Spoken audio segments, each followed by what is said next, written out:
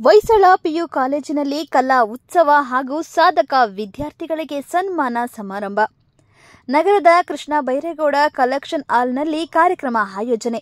ವಿವಿಧ ಸಾಂಸ್ಕೃತಿಕ ಕಾರ್ಯಕ್ರಮಗಳನ್ನು ನಡೆಸಿಕೊಟ್ಟ ಕಾಲೇಜಿನ ವಿದ್ಯಾರ್ಥಿಗಳು, ಸಾಧಕ ವಿದ್ಯಾರ್ಥಿಗಳಿಗೆ ಸನ್ಮಾನ.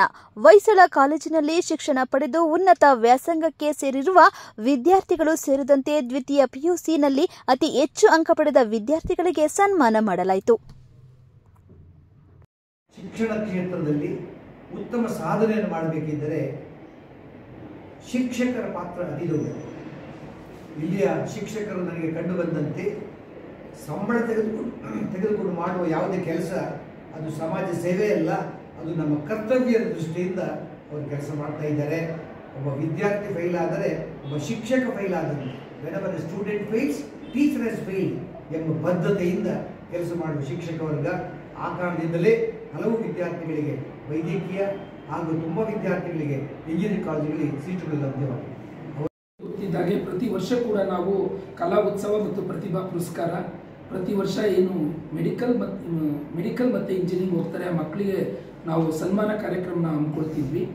ನಾವು ಪ್ರತಿ ವರ್ಷ ಕೂಡ ಒಬ್ಬರು ಉತ್ತಮವಾದ ವ್ಯಕ್ತಿಯನ್ನು ಸಮಾಜದಲ್ಲಿ ಒಂದು ಸಾಧನೆ ಮಾಡಿರೋಂಥವ್ರನ್ನ ಕರೆಸಿ ಅವ್ರ ಮೂಲಕ ಒಂದೆರಡು ಹಿತವಚನಗಳನ್ನು ಮಕ್ಕಳಿಗೆ ಕೊಡಿಸ್ತಾ ಇದ್ದೀವಿ.